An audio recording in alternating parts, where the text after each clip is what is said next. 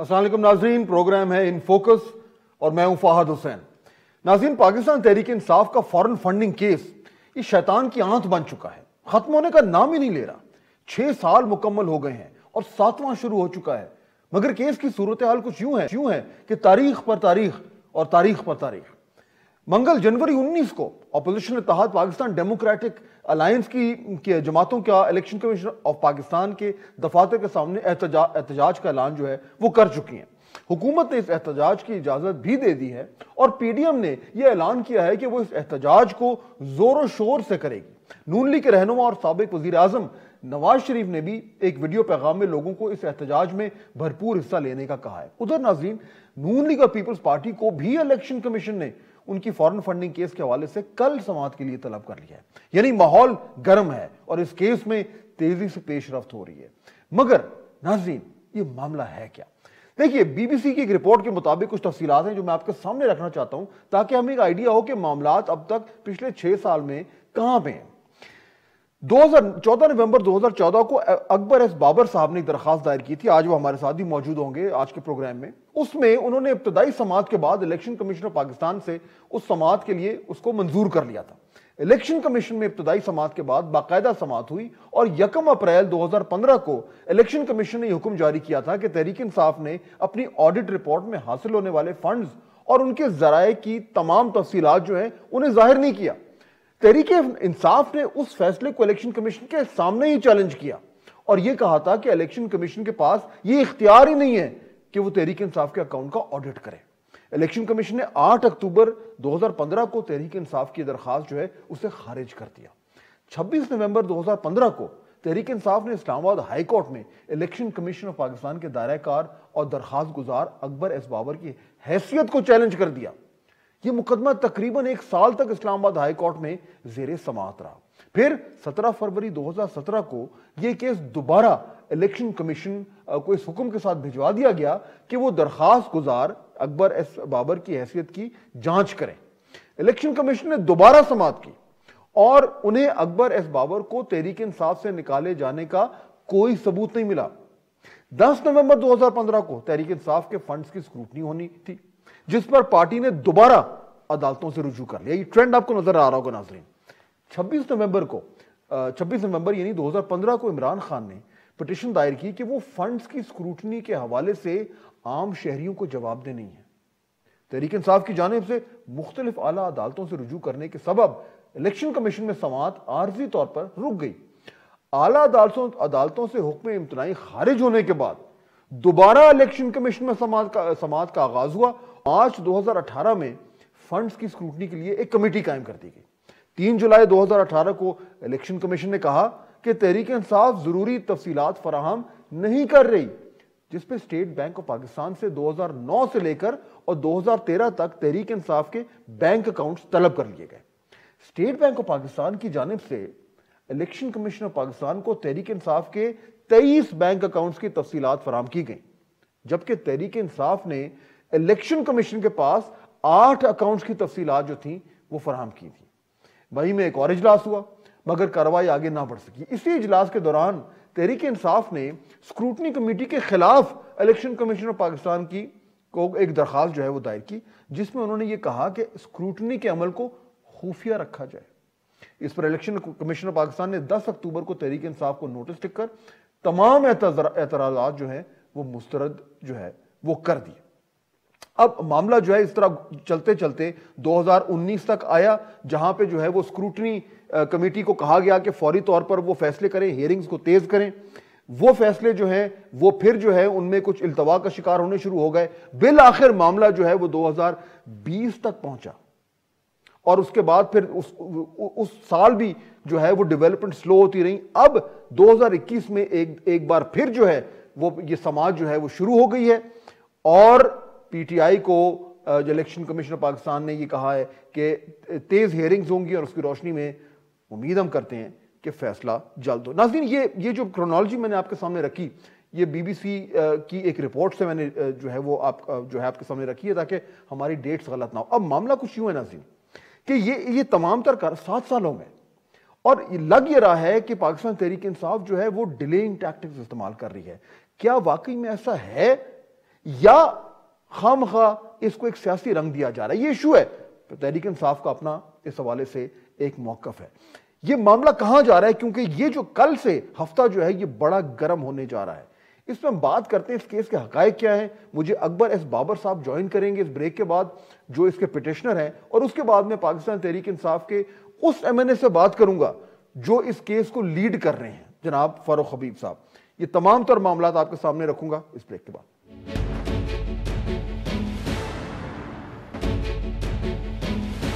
Break के बाद खुशामदेद। गुफ्तगू को आगे बढ़ाते हैं। फॉरेन फंडिंग केस के हवाले से बात हो रही है। ये जो हफ्ता आ रहा है ये बड़ा ही इंपॉर्टेंट है, क्योंकि इसमें तेजी से डेवलपमेंट्स हो रही हैं, हियरिंग्स भी हो रही हैं। अभी आप जो उसका बेसिक जो बैकग्राउंड है मैंने आपके सामने रखा। मुझे ज्वाइन कर रहे हैं जनाब अकबर एस बाबर साहब। वो पिटिशनर हैं जिन्होंने 2014 में पाकिस्तान तहरीक इंसाफ के हवाले से ये जो शवाहिद हैं इलेक्शन कमीशन के सामने रखे थे, और तब से वो इस केस को फॉलो करें। अकबर साहब अस्सलाम वालेकुम। जी वालेकुम अस्सलाम। अकबर साहब, मैं अभी ये सोच रहा था कि मैं जिस स्कूल में पढ़ा हूं उसका मोटो था परसिवियरेंस कमांड्स सक्सेस, यानी आप लगे रहें, डटे रहें तो कामयाबी आ ही जाती है। 6 साल मुकम्मल हो गए, 7वां साल शुरू हो गया। ये इतना डिले जो हुआ है अकबर साहब, ये तो चलने मुझे समझ आती है कि पाकिस्तान तहरीक इंसाफ के हवाले से कि शायद उनकी कोई वजूहात थी, लेकिन इसमें जो हमारा निज़ाम है, जो इलेक्शन कमीशन है, जो हमारा अदालती निज़ाम है, उसको भी हम जो है कुछ हद तक मुर्द इल्ज़ाम ठहराएं कि एक मामला इतना तूल खींच गया। नहीं, कुछ हद तक नहीं, बड़ी हद तक, क्योंकि जब इलेक्शन कमीशन ने 10 अक्टूबर 2019 को एक फ़ैसला दिया, जब हमने एप्लीकेशंस दी कि ये कोई प्रोग्रेस नहीं हो रही, यहाँ पे पीटीआई ने 7 रिट पटिशन्स की हैं, फिर उसके बाद दर्जनों एप्लीकेशंस हैं, फिर कम से कम कमेटी और इलेक्शन कमीशन मिला के 150 के करीब हेयरिंग्स हो चुकी हैं, और एडजर्नमेंट मोशंस भी 50-60 अगर दोनों कमेटी और ईसीपी को मिला के। तो हमने फिर बार बार उनसे यही इस्तदा की कि ये जो डिलेज़ हैं ये अनकॉल्ड फॉर हैं, ये क्यों डिलेज़ हो रहे हैं। तो फिर इलेक्शन कमीशन ने ख़ुद फैसला दिया अक्टूबर 10, 2019 में कि हिस्टोरिक अब्यूज़ ऑफ लॉ, यानी तारीख़ी ताख़ीरी हरबे इस्तेमाल किए गए। तो सवाल उठता है कि क्यों आप जिस पे इल्ज़ाम है उसको आपने क्यों इजाज़त दी कि तारीख़ी ताख़ीरी हरबे इस्तेमाल करें। बहुत बड़ा सवालिया निशान है हमारे निज़ाम पे और इलेक्शन कमीशन पे। और उसके बाद ये है कि जब उन्होंने कमेटी बनाई, और कमेटी भी 28-29 महीने बाद जब फिर हमने कहा कि देखिए इस कमेटी में कोई प्रोग्रेस नहीं हो रही, कोई इन्वेस्टिगेशन नहीं हो रही, उनका काम है कि ऑथेंटिकेट करें डॉक्यूमेंट्स को, जो हमने सबूत दिए हैं उसको ऑथेंटिकेट करें या रिजेक्ट करें ताकि हम अगले फोरम पे जा सकें। तो फिर इलेक्शन कमीशन ने इनको डेडलाइन दी 17 अगस्त 2020 की कि जब तक आप अपनी कमेटी काम मुकम्मल करें और हमें रिपोर्ट दे। अब आप अंदाज़ा लगाइए कि 27 अगस्त को इलेक्शन कमीशन खुद कहता है कि कमेटी की जो रिपोर्ट है उसको रिजेक्ट करता है। वो कहता है कि आपने तो कोई तस्दीक और तरदीद की नहीं, एविडेंस की, आपने तो कोई कंक्लूसिव रिजल्ट्स सामने लाए नहीं। हमें बड़ी मायूसी हुई है कि आप हमारे इंस्ट्रक्शंस यानी हमारे जो TOR थे उस पर आपने अमल नहीं किया। अब अंदाज़ा लगाइए कि 28-29 महीने बाद इलेक्शन कमीशन खुद अपनी कमेटी की रिपोर्ट को रिजेक्ट कर रहा है कम्प्लीटली, और फिर क्या कर रहा है, दोबारा उसी कमेटी को वही जिम्मेदारी फिर दे रहा है जो प्रोसेस अब तक चल रहा है। तो हम बारहा ये कह रहे हैं कि देखिए इसमें 2-3 बड़ी जो कहते हैं ना, there is a method to the madness, और वो समझने की चीज़ है कि ये काम में क्यों प्रोग्रेस नहीं हो रही, क्यों इन्वेस्टिगेशन नहीं हो रही, क्यों ऑथेंटिकेट नहीं हो रहा। ऑथेंटिकेट लॉजिकली जब आप अमेरिका का एविडेंस है, अमेरिकी सरकारी डिपार्टमेंट ऑफ जस्टिस की वेबसाइट पे है, खुद आपने डाउनलोड किया, जो हम पहले दिन से आपको दे रहे हैं, आपकी अपनी स्पेशल ऑडिट रिपोर्ट है जो इमरान खान के दस्तखतों से रिक्विजिशन हुई, अप्रूव हुई, उसकी रिपोर्ट है, उसमें तमाम मेरे इल्ज़ाम साबित हो गए। ऑडिटर लाहौर में बैठा है, मेरी उससे कॉरेस्पॉन्डेंस है, वो उसको लाहौर से बुला के तस्दीक नहीं करते कि आपकी रिपोर्ट है कि नहीं। इसी तरह वो अमरीकी जो एविडेंस है उसकी सारा फैसला नहीं, यही वो चीजें हैं जो स्क्रूटनी कमेटी ने स्क्रूटनाइज करनी है, यही वो सारी डॉक्यूमेंट्स है ना। एग्जैक्टली। तो अब अगला सवाल आता है कि वो ऑथेंटिकेट क्यों नहीं करे, क्योंकि इलेक्शन कमीशन ने खुद कहा ना कि आपने तो ऑथेंटिकेट ही नहीं किया, आपको तो एक एक डॉक्यूमेंट, एक एक एविडेंस को ऑथेंटिकेट करना है। जो ही एविडेंस ऑथेंटिकेट होता है तो इल्जाम साबित हो जाते हैं। देखिए ना, आप समझ रहे हैं। तो ये ऑथेंटिकेट क्यों नहीं हो रहे फिर? क्या कैपेसिटी का इशू है? नहीं, कैपेसिटी इज, लेकिन सबसे बड़ा इशू ये है कि कमेटी की जबान में मैं बोलता हूं, जब कमेटी ने पीटीआई ने पूरा ताउन नहीं किया जिस तरह आपने कहा, तो स्टेट बैंक से 23 बैंक अकाउंट निकल आए। कुल उनके डिक्लेयर्ड जो थे वो 2-3 अकाउंट्स थे, और उसके बाद आखिरी साल यानी 2013 में शायद 8 थे। तो मेजॉरिटी अकाउंट्स खुफिया थे, मिलियंस ऑफ डॉलर्स उसके अंदर हैं। उन अकाउंट्स को पीटीआई की अपनी लीडरशिप ऑपरेट करती थी, from Imran Khan to the other top leadership. उनके वो प्रिंसिपल सिग्नेटरीज हैं।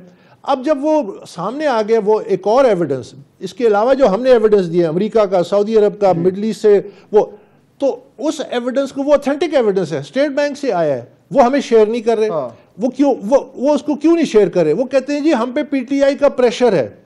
तो आपके सामने आपके सामने लिख के ये उनके तो आपके सामने वो हकीकत आ गई कि देखें ये प्रोग्रेस और ये ऑथेंटिकेशन इस वास्ते नहीं हो रही कि वो जो वो कहते हैं जी हम अगर जिस पे इल्जाम है, अच्छा, अब जिसकी ठीक जी ठीक है, वो क्लियर हो गया। अच्छा, अब मुझे ये बताइए ब्रीफली, देखिए ये उन्होंने पीटीआई ने उनके पास जितने ऑप्शंस थे उन्होंने एग्जॉस्ट कर लिए। उन्होंने कहा, उन्होंने ईसीपी की जो जुरिस्डिक्शन है उसको चैलेंज किया, वो रिजेक्ट हो गई। वो हाई कोर्ट में गए, वहां से वापस घूम के वापस आ गए। उन्होंने स्क्रूटनी कमेटी के हवाले से ऑब्जेक्शन रेज की, वो फारिग हो गई। अब घूम फिर के वो वापस इलेक्शन कमीशन में आ गए हैं।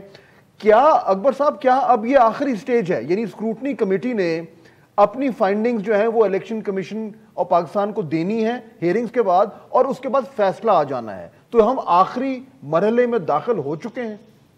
हम आखिरी मरहले में बड़े अरसे से हैं। हम मुअत्तल हैं। जिस तरह एक जहाज अपनी मंजिल पहुंच जाता है उसको गो राउंड कर देते हैं, उसको लैंड करने की इजाजत नहीं है।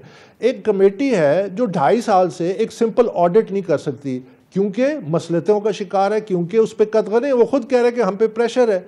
अब आप दोबारा उस कमेटी को दे दें। अब अगस्त से लेके आज तक उन्होंने अगस्त के जो ऑर्डर इलेक्शन कमीशन को कहा जल्द अज जल्द, एज सून एज पॉसिबल इसको मुकम्मल करें।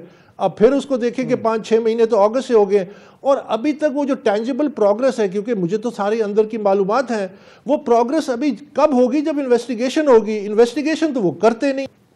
ठीक हो गया। अकबर बाबर साहब, बहुत शुक्रिया थे कि मामला किस तरफ जा रहे हैं और क्यों इतना डिले हो रहा है। नाज़रीन, मैं ब्रेक लेता हूं, लेकिन ब्रेक के बाद वापस जब आऊंगा तो फरूख हबीब साहब हमें ज्वाइन करेंगे। फरूख हबीब साहब पाकिस्तान तहरीक इंसाफ के member of the national assembly, और इस केस को वो लीड कर रहे हैं अपनी पार्टी की तरफ से, और जो पीएमएलएन और पीपल्स पार्टी के जो इल्जामात हैं वो भी उन्हीं की तरफ से आए हैं। वही इस केस के हवाले से जो है वो बड़े क्लूड अप है। तो उनसे हम बात करेंगे, पूछेंगे कि ये तमाम तर डिलेज पाकिस्तान तहरीक इंसाफ क्यों करी। और उसके बाद आखिरी सेगमेंट में मैं आपसे आपकी बात कराऊंगा एक ऐसे मेहमान से जो हमें बताएंगे कि इस केस के स्टेक्स कितने हाई क्यों हैं। अगर पाकिस्तान तहरीक इंसाफ या पीपल्स पार्टी या पीएमएलएन जो है फैसला उनके खिलाफ आता है, तो पूरी की पूरी पार्टी और तमाम तर उनके जो मेंबरान हैं असेंबलीज के, वो सब के सब फारिग हो सकते हैं। तो ये बहुत बड़ा इशू है। ये कहां जा रहा है, इस पर मजीद बात करेंगे ब्रेक के बाद।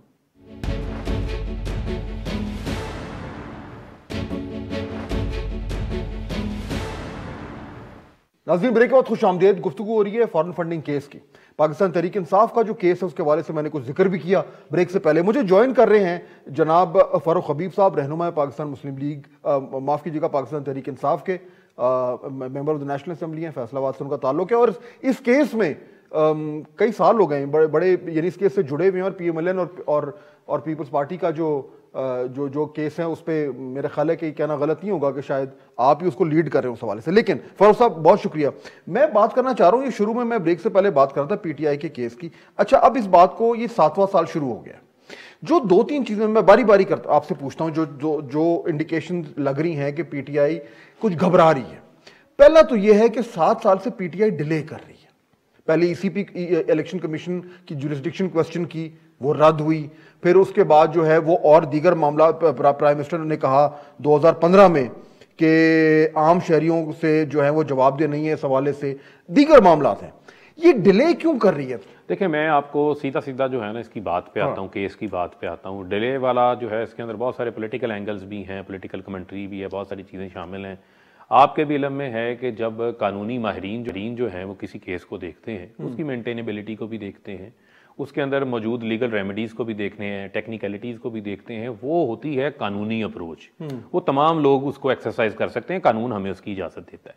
जहाँ तक रही बात केस की, जो केस एलिगेशंस हमारे ऊपर लगाए जाते हैं, उसके हवाले से डे 1 से कभी भी, जब से स्क्रूटनी कमेटी बनी है, हमारी पार्टी ने कभी किसी स्क्रूटनी कमेटी के ऊपर कोई स्टे नहीं लिया, कोई उसके रास्ते में हर्डल डालने की कोशिश नहीं की। 40,000 डोनर्स का फहद साहब रिकॉर्ड दिया है जो हमें फंड देने वाले। वो तो टेक्निकल, मुझे सिर्फ ये, क्योंकि देखिए ये लोग बार बार पूछते हैं कि पाकिस्तान तहरीक इंसाफ का जो पूरी जो सियासी बुनियाद है वो शफाफियत पर है, आपकी सियासत यही है, इमरान खान साहब का नारा भी यही है।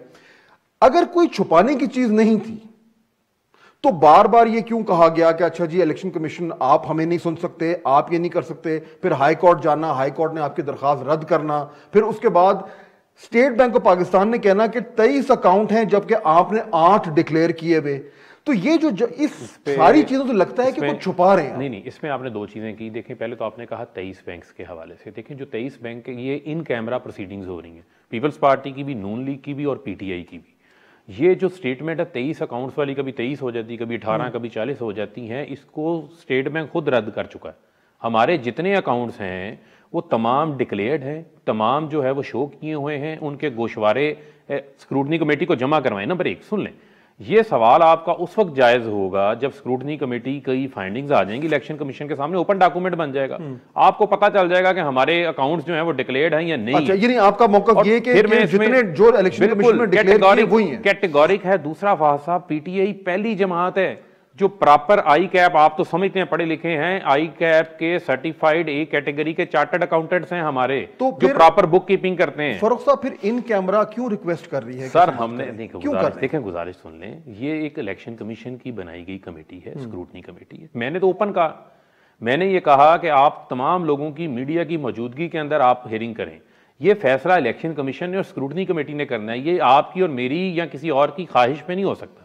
हम डिमांड कर सकते, मैंने रिटर्न एप्लीकेशन सबमिट की है इसके लिए जो ऑन रिकॉर्ड है, हम कोई चीज नहीं छुपाना चाहते। तो अब आप इलेक्शन कमीशन की जुरिसडिक्शन को तो मान गए, देखें पहले नहीं मान रहे थे, अब मान गए क्योंकि अदालत ने कहा। उसमें दो चीजें फहद साहब, दो चीजें असल में जो इंपॉर्टेंट चीज है, अगर आप देखें ये 2016 का सुप्रीम कोर्ट का एक डिसीजन है। हनीफ अब्बासी साहब अकबर एस बाबर की जो पिटीशन थी, इसको कॉपी पेस्ट करके लेके गए, इसका पहला पैराग्राफ बड़ा वाज़ेह, ठीक है। वो ये कहते हैं कि ये जो फॉरेन फंडिंग, बार बार हम एक वर्ड यूज करते हैं, फॉरेन फंडिंग, वो परव्यू है वफाकी हुकूमत का, वो रेफरेंस बनाती है सुप्रीम कोर्ट लेके जाती है। फारिग हो गया, वो फारिग हो गया, आपका केस फारिग हो गया। अब जो है मामला जो चल रहा है वो प्रोहिबिटेड केस का चल रहा है। इनका आर्टिकल 17(2) पढ़ लें, 17(3) पढ़ लें, ये इनको नजर नहीं आ रहा। आप डिले तो नहीं करेंगे? नहीं, हम देखिए, क्योंकि मल्टीपल ऐसे ओकेजन हुए फरूख साहब जब पीटीआई ने अपने लॉयर चेंज किए, और जब भी नया लॉयर आया है उसने कहा जी मुझे टाइम चाहिए। ये सारी डिलेइंग टैक्टिक्स हैं। फहद साहब बात सुन, देखें गुजारिश ये है, हमारे इस केस में अनवर मंसूर साहब वकील थे। अनवर मंसूर साहब जब अटॉर्नी जनरल बने, उनको केस से अलग होना पड़ा। उसके बाद जो है वो शाह खावर साहब आ गए, वही उसको कंटिन्यू कर रहे हैं, वही उसको लेके चल रहे हैं। लेकिन मामला ये है कि दूसरी जानिब मेरा 4 साल से पीपल्स पार्टी नून लीग का भी तो केस है, उस केस में भी डिलेज है, वो भी नहीं चल रहा। उसमें रिकॉर्ड, उसमें आप देखें कि इलेक्शन कमीशन खुद रिटर्न ऑर्डर जारी करता है 24 सितंबर को, वो मैं ऑर्डर आपके हवाले कर देता हूं, वो देख लें कि उसके अंदर वो कह रहा है कि इन्होंने कोई रिकॉर्ड ही नहीं दिया कमेटी को, स्क्रूटनी कमेटी को, कि 10 करोड़ 15 करोड़ 40 करोड़ ये बड़ी बड़ी रकूम कहां से आई हैं। फॉर्म 1 आप बड़ा एनालिटिकल शो करते हैं, कानून को समझते हैं, स्टडी करते हैं। फॉर्म 1 के मुताबिक आपने आमदन, अखराजात और सोर्स बताना जरूरी है, वो सोर्स ही नहीं बता रहे। हम 40,000 डोनर्स का रिकॉर्ड दे सकते हैं, शनाख्ती कार्ड दे सकते हैं, तो ये क्यों नहीं दे सकते? लेकिन मामला असल में फरूख साहब ये है कि ये इशू शुरू हुआ है पाकिस्तान तहरीक इंसाफ की फंडिंग से, और वो फंडिंग, ये उस फंडिंग के हवाले से 2014 से पाकिस्तान तहरीक इंसाफ ने एड़ी चोटी का जोर लगा दिया है कि हमारी तलाशी ना हो। वो लफ्ज तलाशी मैं इसलिए इस्तेमाल कर रहा हूं क्योंकि ये एक सियासी लफ्ज है, लीगल लफ्ज नहीं है, और वो पीटीआई ने इस्तेमाल किया था। लेकिन इशू मेरा ये, देखिए जो कानूनी इसका जजमेंट है वो तो ईसीपी देगी, वो ना मुझे पता है ना आपको पता है। इस टाइम गेम हो रही है बयानिए की, सीधी बात है, और आप सियासतदान हैं, आप मेरे से बेहतर जानते हैं।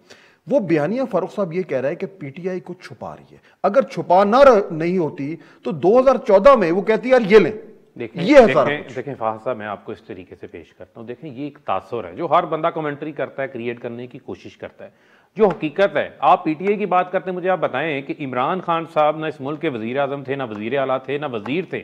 उनसे बनी गाला के घर का इसी केस के दौरान सवाल हुआ, 40 साल की कमाई का रिकॉर्ड दिया, डेली हेयरिंग होती थी, 60 से ज्यादा डॉक्यूमेंट्स दिया। आप उस पीटीआई को कह रहे हैं कि डिले करेगी, क्यों कर हमारे तमाम अकाउंट्स जो है वो सबमिट हो चुके हैं। 7 साल क्यों लग गए? नहीं, देखें उसमें अब ये सवाल आपका स्क्रूटनी कमेटी और इलेक्शन कमीशन से भी पूछना बनता है। वो डेटा आता है, डेटा को एनालाइज करते हैं, फिर उससे ऊपर मजीद सवाल करते हैं। जो नया डेटा मांगते हैं वो डेटा भी उनको सबमिट कर दिया आपके अब कोई ऑब्जेक्शन तो नहीं है? नहीं, देखें, लेकिन आपने पहले जितने ऑब्जेक्शन किए फारिग हुए, अब कोई रह तो नहीं गया? देखें, हमारा कोई ऑब्जेक्शन नहीं है। हम कहते हैं कि ये पड़ा है पीटीआई का केस, जो हमने तमाम डॉक्यूमेंट्स जमा करा दिए हैं। अब आप आ जाएं पीएमएलएन और पीपल्स पार्टी के ऊपर, वो भी अपने डॉक्यूमेंट्स लें। और एक आपने बात की, ये मामला 2014 से शुरू हुआ।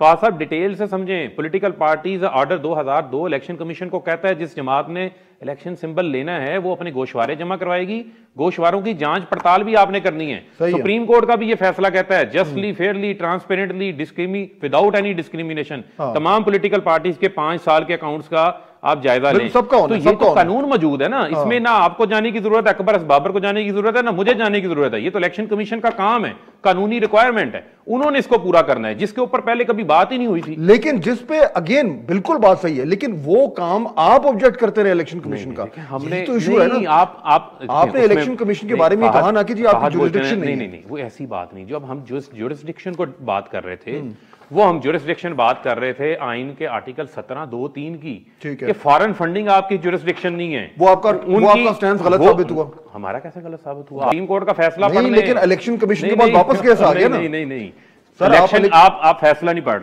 इस फैसले को पढ़े। मैं एक मिनट बता, आप इलेक्शन कमीशन को आप बैठे हैं, क्योंकि हमारी को पॉलिटिकल डिबेट तो हो नहीं रही, हम लोगों को भी एजुकेट कर रहे हैं साथ में। इसमें बड़ा वाज़ेह वो लिखते हैं कि इलेक्शन कमीशन ममनुआ फंडिंग को देख सकता है, फॉरेन फंडिंग को नहीं देख सकता। आप पढ़ लें, एक मिनट, पॉलिटिकल पार्टीज ऑर्डर का आर्टिकल 6(3) आप निकाल लें, अपने शो में दिखा दें आप लोगों को, उसमें क्या लिखा हुआ है। तो उसका प्रोहिबिटेड फंडिंग का जिक्र है। मैं समझ गया। देखिए, ऑब्वियसली मैं लॉयर तो नहीं हूं, लेकिन इसका क्या मतलब है कि आप अभी भी इलेक्शन कमीशन जो ये स्क्रूटनी कर रहा है उसको आप कह रहे हैं वो नहीं कर सकता? नहीं, मैं ये नहीं कह रहा कि वो नहीं कर सकता, वो कर रहा है, कर सकता है, तो हमने रिकॉर्ड जमा कराया है। लेकिन मैं कह रहा हूं वो प्रोहिबिटेड फंडिंग को देख रहा है, ममनुआ फंडिंग को देख रहा है, अगर फॉरेन फंडिंग को नहीं देख रहा। अगर फॉरेन फंडेड प्रोहिबिटेड हो, फिर वो तो ये साबित कर रहे हैं ना कि फॉरेन फंडेड जो है वो ये जो है ना, देखिए, पॉलिटिकल पार्टीज ऑर्डर 2002 मैं आपको बता और पॉलिटिकल पार्टीज एक्ट 2017, इसके तहत जो फंडिंग ममनुआ है वो ममनुआ है। नहीं, डेफिनेशन सुन लेना। जो फॉरेन फंडिंग का मतलब ये है, फॉरेन गवर्नमेंट और एनी फॉरेन कंपनी जिससे आप पैसा लेकर मुल्क के खिलाफ, सॉवरेनिटी और इंटेग्रिटी के खिलाफ, ये अल्फाज लिखे। जो प्रोहिबिटेड फंडिंग है, प्रोहिबिटेड फंडिंग ये है कि अगर आप वहां से किसी फॉरेन नेशनल से पैसे लेते हैं, या आप किसी ट्रेड एसोसिएशन से पैसे लेते हैं, या पाकिस्तान, सुन लें, या आप पाकिस्तान में किसी बिजनेस कंपनी से लेते हैं, इंडिविजुअल से फंड्स लेना अलाउ है। इसका फैसला कौन करेगा? इलेक्शन कमीशन करेगा ना। वो तो जो वो करेगा वो आप मानेंगे। और जाहिर बात है उसके बाद फिर आपके पास एक अपील का तो नहीं, अपील का क्या, हम मैंने कहा जो फैसला है वो मानेंगे। उसके बाद कानूनी रेमेडीज तो सबके पास होती है, लेकिन मैं कह रहा हूँ इसके कॉन्सिक्वेंसेस तो आपको पता ही है। लेकिन फिर आपको बार बार कह रहा हूँ कि ये तासुर गलत तासुर है, कैटेगोरिकली मैं इसको डिनाई करता हूं।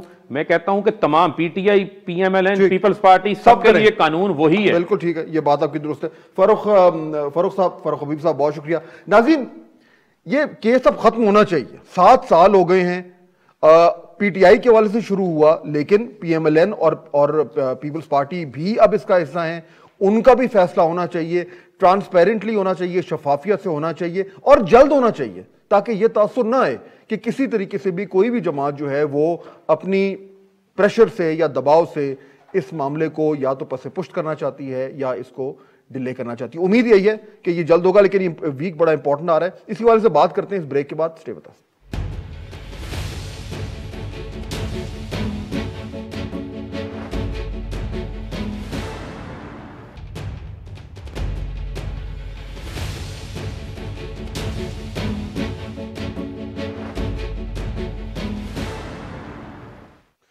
नाज़रीन, ब्रेक के बाद खुश आमदेद। अहमद बिलाल महबूब साहब मुझे ज्वाइन कर रहे हैं, सरबराह हैं पिल्डैट के, और माया नाज कॉलम नवीस हैं, सियासी तज्ज़ियाकार हैं। अहमद साहब, अस्सलाम वालेकुम। वालेकुम अस्सलाम।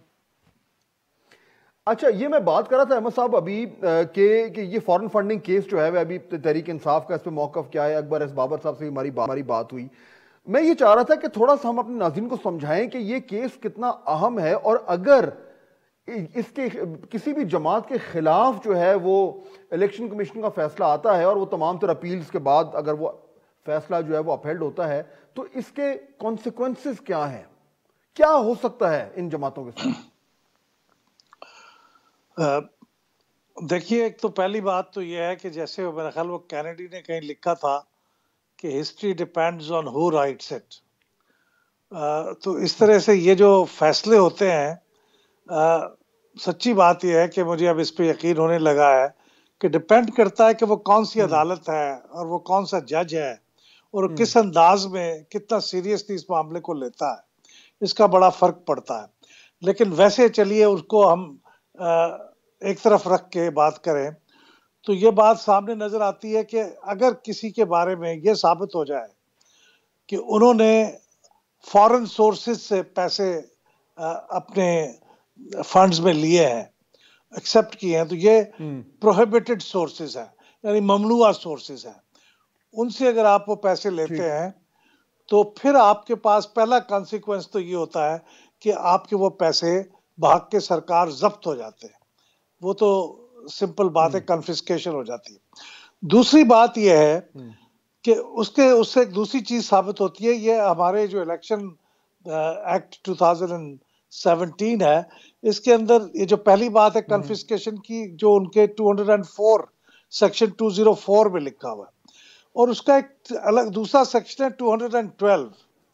212 का सेक्शन जो है वो डील करता है उसके कॉन्सिक्वेंसेस से। अगर कोई जमात ये साबित हो जाए कि उसने फॉरेन सोर्सेज से पैसे एक्सेप्ट किए हैं, तो वो फॉरेन एडेड पार्टी के कॉन्टेक्स्ट में उसका नाम आ जाता है। यानी जो उसकी फॉरेन एडेड पार्टी है उसकी डेफिनेशन ये है, उसकी बहुत सी डेफिनेशंस है, उसकी एक डेफिनेशन जो इस पे शायद ज्यादा रेलेवेंट है वो ये है कि अगर आपने किसी एक फॉरेन नेशनल से भी पैसे एक्सेप्ट किए हैं तो आप फॉरेन एडेड पार्टी की डेफिनेशन के अंदर आ जाते हैं। तो जब आप फॉरेन एडेड पार्टी बन जाए तो फिर आपका रेफरेंस इलेक्शन कमीशन भेजेगा फेडरल गवर्नमेंट को। तो फिर फेडरल गवर्नमेंट अपने आप को फिर सेटिस्फाई करेगी कि हाँ, ये जो रेफरेंस हमारे पास आया है ये इसमें वाकई इतना मवाद मौजूद है कि हम इसको खिलाफ कानून करा दे दें और इसको डिसॉल्व कर दें और इसका रेफरेंस सुप्रीम कोर्ट के पास भेज दें, और सुप्रीम कोर्ट अगर उसको अच्छा अहमद साहब, पीटीआई का तो फिर ये डिसॉल्व हो गई। पीटीआई एक आर्गुमेंट ये दे रही है, पीटीआई एक आर्गुमेंट दे रही है, अभी मेरी बात हुई, वो कह रहे हैं कि देखिए जी, प्रोहिबिटेड फंडिंग में और फॉरेन फंडिंग में फर्क है। यानी वो अपना ये दिफा ऐसे कर रहे हैं कि अगर हमने बाहर से कुछ पैसे लिए, फॉरेन नेशनल से लिए हैं, तो वो फॉरेन फंडिंग से हो सकती है लेकिन वो ममनुआ फंडिंग नहीं हो सकती। ये लॉजिक ठीक है इनकी? नहीं, ये लॉजिक ठीक नहीं है, इसलिए कि वो फॉरेन फंडिंग को एक्सप्लेन किया हुआ है पूरी तफसील के साथ। जो इलेक्शंस एक्ट 2017 है वो उसको एक्सप्लेन करता है। अब ये इसमें जो कानूनी मुशगाफियां हैं वो तो खैर अदालत के सामने होंगी, लेकिन जो एक आम आदमी पढ़ के उससे राय कायम करता है वो ये कहता है कि अगर एक इंडिविजुअल फॉरेनर से जो पाकिस्तानी ओवरसीज पाकिस्तानीज हैं और जिनके पास पाकिस्तानी ओरिजिन का कार्ड है वो एक्सेप्शंस है, उनकी बात नहीं है, लेकिन जो फॉरेन नेशनल है वो एक इंडिविजुअल से भी अगर आप पैसे वसूल करेंगे तो वो प्रोहिबिटेड सोर्सेज में शामिल होगा, और उस सूरत में आप एक फॉरेन एडेड पार्टी की डेफिनेशन के अंदर आ जाएंगे। अहमद साहब, ये बताएं कि अब ये जो हमने मामला पूरा देखा, 6 साल इस केस को हो गए हैं, हर तरीके से उसमें इल्तवा की कोशिश की गई, उस इल्तवा में कामयाबी भी हुई, मुख्तलिफ जो कानूनी फोरम्स हैं उसको पाकिस्तान तहरीक इंसाफ ने छाना, वहाँ से भी उनको कामयाबी नहीं हुई, बिल आखिर वो वापस इलेक्शन कमीशन में आ गए। अब 7वां साल शुरू हो गया है, पाकिस्तान तहरीक इंसाफ के लिए खतरा है, उनको परेशान होना चाहिए, ये मामला सीरियस है, इतना सीरियस है जितना लग रहा है? यकीनन मेरे ख्याल में उनको परेशान होना चाहिए, और शायद वो परेशान थे इसी वजह से इसको 7वां साल शुरू हो गया है, वरना ये मामला शुरू में कहीं डिस्पोज ऑफ हो जाता और उस वक्त शायद उसके इतने सीरियस कॉन्सिक्वेंसेस ना होते हैं। ठीक है अहमद बिलाल महबूब साहब, बहुत शुक्रिया। ना बिल्कुल वाज़ेह तौर पर कह रहे थे कि ये मामला बहुत सीरियस है हर हवाले से, और ये हमें नजर भी आ रहा है आज इस तरीके से आपने गुफ्तगू देखी, और जो टाइमलाइन मैंने आपके सामने रखी थी बीबीसी की स्टोरी को बेस बनाकर, उससे बिल्कुल ये जाहिर हो रहा है कि मामला जो है उनको डिले किया जा रहा है। कब तक ये डिले जो है उसकी इजाज़त होगी, और क्या हम बिल्कुल अब ऐसे उस तरफ जा रहे हैं जब ये फैसला जो है वो नागुज़ीर हो जाएगा? तो मामला बहुत सीरियस हो रहे हैं पाकिस्तान तहरीक इंसाफ के लिए, और साथ साथ बाकी दोनों जो अपोजिशन की जमातें उनके लिए भी, क्योंकि उनके ऊपर भी इसी तरह के इल्जामात हैं। ये हफ्ता कल से जो शुरू हो रहा है इस केस के हवाले से बहुत इंपॉर्टेंट है। आपसे मुलाकात होगी नेक्स्ट वीक। अल्लाह हाफिज।